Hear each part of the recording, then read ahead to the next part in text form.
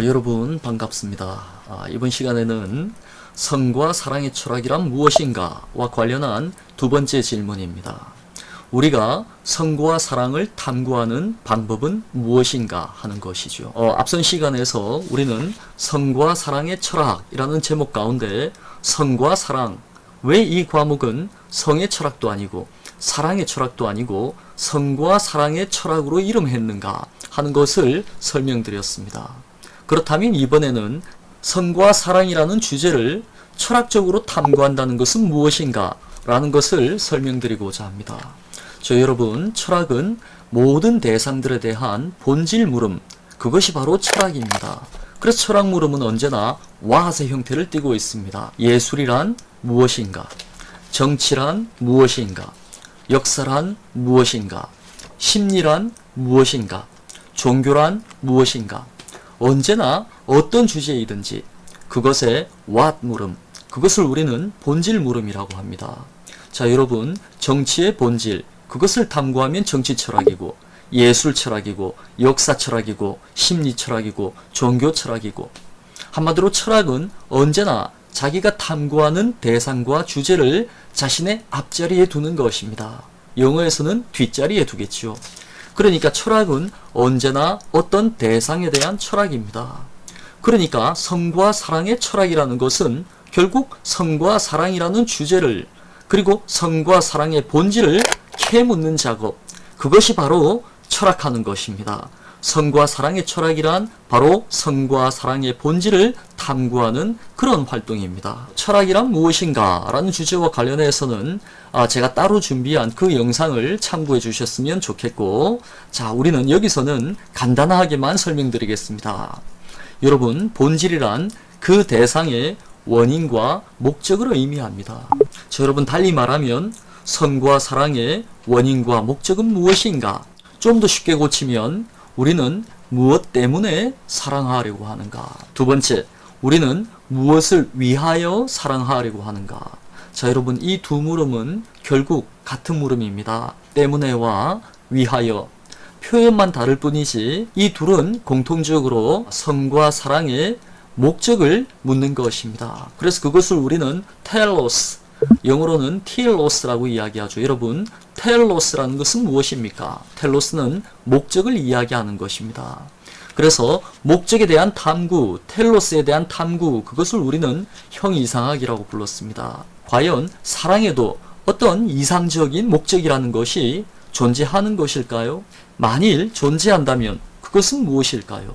자, 그 문제를 탐구하는 것이 바로 사랑과 성의 형이상학인 것이죠.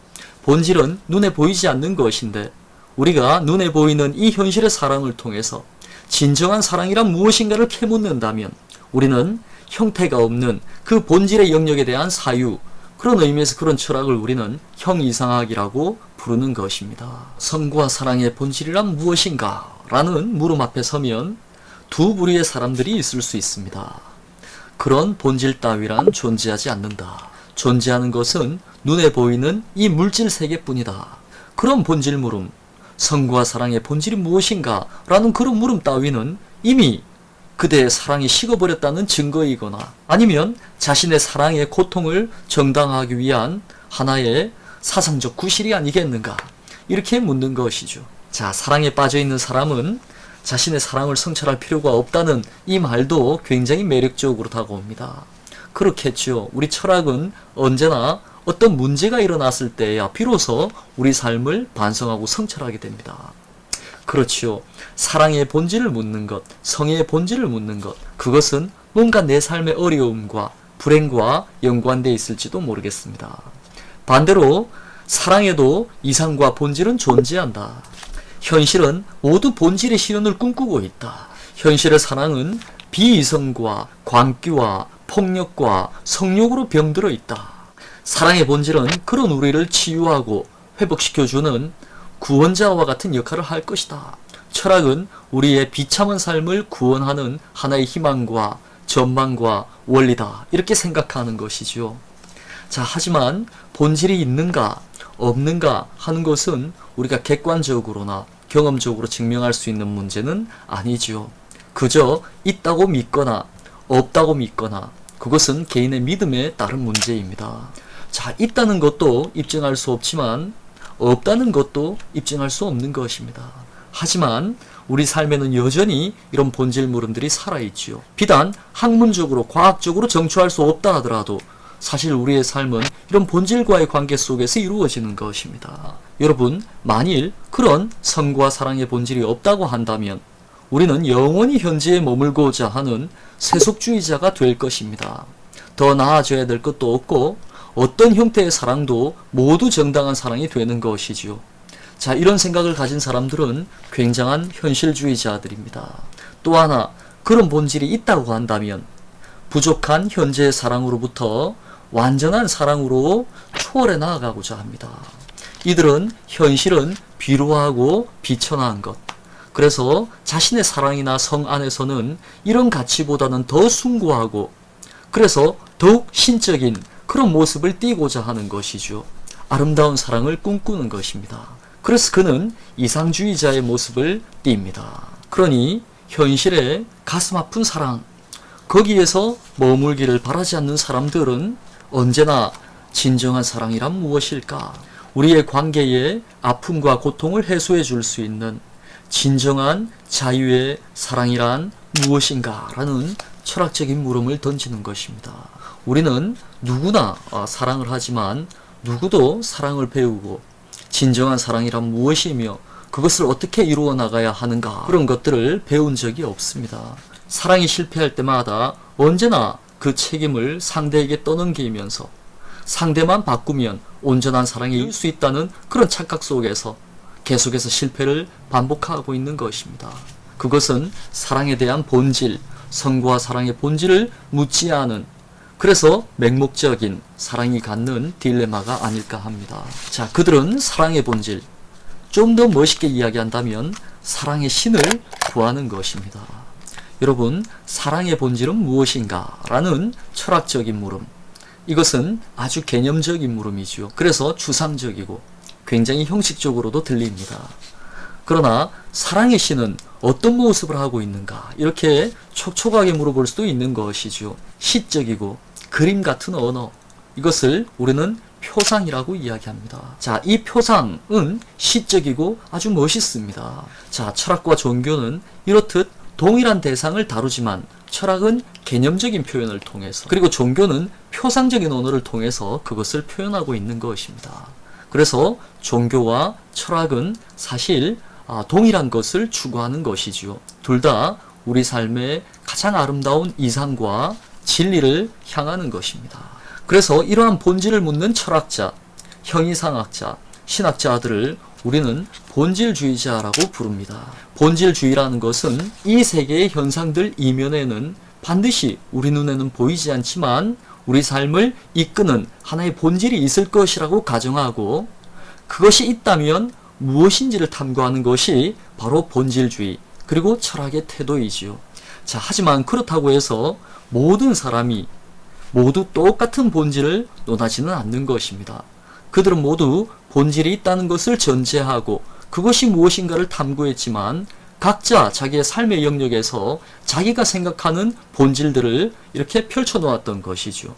그래서 이런 본질주의는 아이러니하게도 상대주의로 귀결되기도 합니다. 자, 따라서 우리는 철학자들 각자의 본질 주장을 그 자체로 진리, 바하이트로 받아들일 것이 아니라 진리 내용, 바하이트 게할트입니다.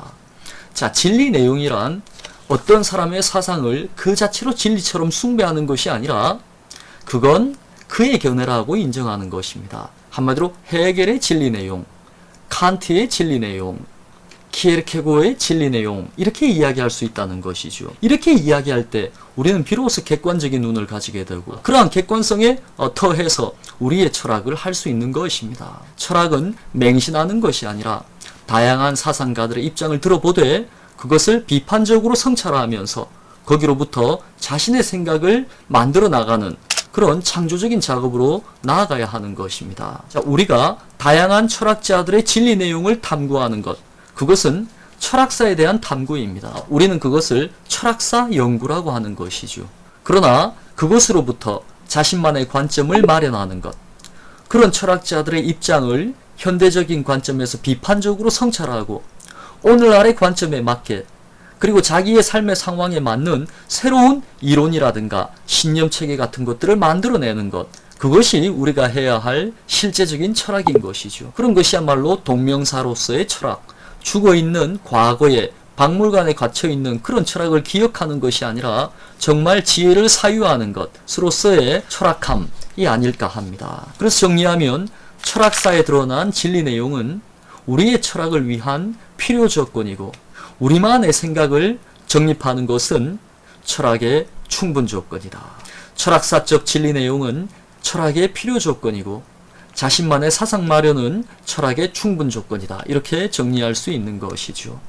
우리는 철학을 통해서 각자가 생각하는 사랑의 이상을 탐구해 보는 것입니다.